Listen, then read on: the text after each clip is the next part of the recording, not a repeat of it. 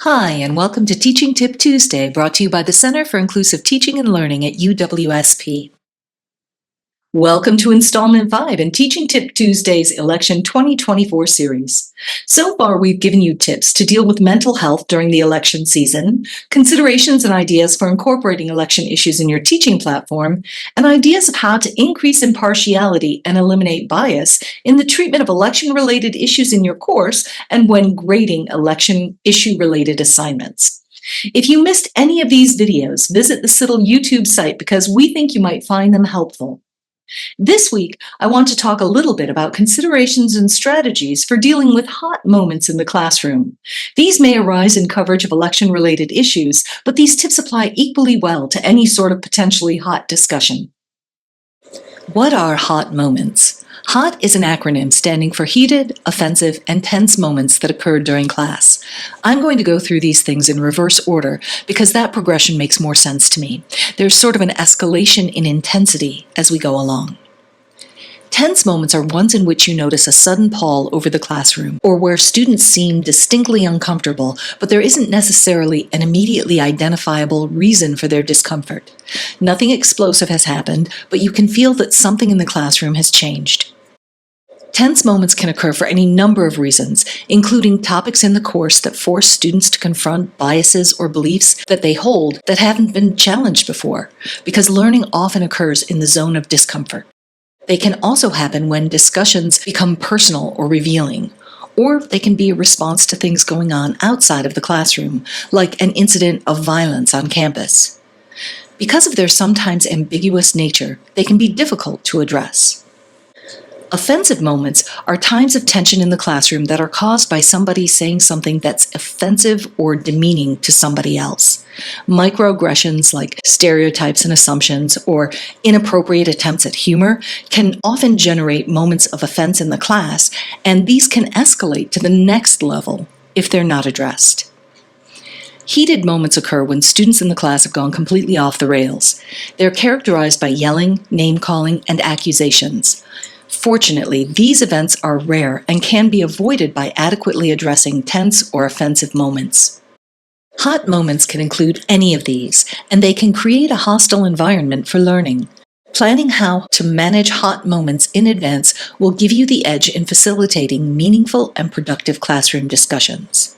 So, before you're in a class in which you're planning to have a sensitive discussion, work with your students to co-create rules of engagement. The best defense is a good offense. Having mutually agreed upon norms for how to structure interactions and how to respond to something that is potentially offensive, should it arise during the discussion, is crucial. Co-creation gives students agency and ownership over the rules of the interaction so that they're more likely to respect them. Your rules of engagement should include the assumption of good intent. This means the assumption that if somebody finds a comment offensive, they should not rush to judgment, but should assume that the person who made the comment is not willfully being offensive, but may be having a hard time expressing themselves in non-offensive language. Your rules should also address the shared responsibility for the quality of the discussion in the classroom. It takes more than one person to derail a discussion. For example, if somebody says something offensive and a cadre of students gangs up on that person to chastise them, the discussion becomes derailed not just from the comment, but from the response. The initial commenter is likely to become defensive and to close their mind to other perspectives, which is not what we want in these types of discussions. You can help to avoid this situation by providing students with a list of helpful, non-judgmental questions that they can ask to elicit more information about statements that may be offensive. Asking people to elaborate on what they mean by that, or if they could give an example of that, can often clarify misunderstandings or provide a more nuanced understanding of positions and how best to respond to them. Asking them what they would need to change their mind can also help those who disagree to frame an appropriate response. Provide students with a list of helpful ways that they can disagree respectfully. It's important that they use I statements. Start with phrases like I feel or I think to express your perspective without sounding accusatory. For example, I feel that we might need to consider another approach. Acknowledge the point of view of the speaker. Show that you understand their perspective before presenting your own. For example, I see where you're coming from, but I have a different view on this. Ask questions. Encourage a dialogue by asking questions. For example, have you considered the potential downsides of this approach? Remember to stay calm and polite. Maintaining a calm tone and using polite language like I respectfully disagree with that point because prevents inflammatory responses. Finally, keep the focus on the issue, not the person who's made the comment. As an instructor, you need to anticipate potential hot moments by identifying specific topics or arguments that are likely to generate tension or offense. This can allow you to plan in advance how you might handle tense moments or offensive statements before they arise. Issues related to the 2024 election that may qualify for generating tense moments are those that are polarized issues on which different students are likely to have diverse views and very different understandings or different weightings of facts related to the issues. These include gender, race, climate change, immigration, abortion, healthcare, vaccines, and the national defense or wars that the U.S. is supporting at this time. In spite of your preparations, hot moments may still occur. During the hot moment, remember to remain calm. If it takes a moment to collect your thoughts or take a deep breath, so be it. It's important in the moment that you acknowledge that something has happened and that the emotions of any interactants are valid. It's useful in hot moments to initiate a reflective pause in the discussion. This isn't meant to stop discussion, but to allow students to reflect for a bit on what they think happened that caused the hot moment and how they think the class can proceed in this and in future discussions. This can provide time for them to sort out their reactions, feelings, and thoughts on the issue so that they can consider a productive pathway forward.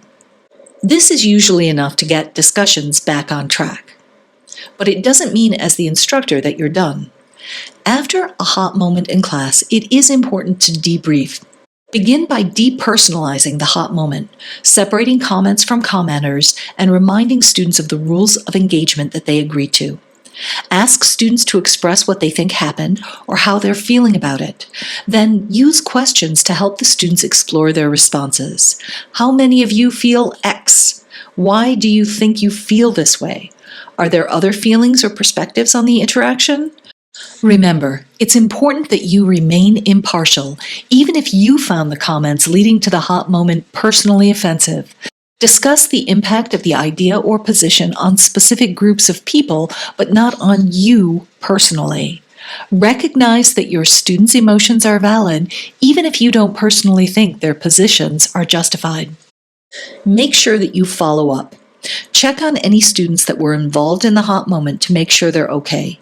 You can send an email asking them if they'd like to meet one-on-one so that you can learn more about the situation or address any lingering concerns they may have. If the discussion has been productive, you may wish to establish a discussion thread on Canvas where students can share their thoughts in greater detail. Students learn a great deal by discussing diverse ideas and perspectives, but this kind of discussion has the potential to generate hot moments. With good classroom management, hot moments can provide another great learning opportunity. And that's this week's teaching tip, brought to you by the Center for Inclusive Teaching and Learning here at UWSP. Remember, at CITL, we offer support for course design, learning activities, assessment, and pedagogy. Visit our website to schedule a consultation today.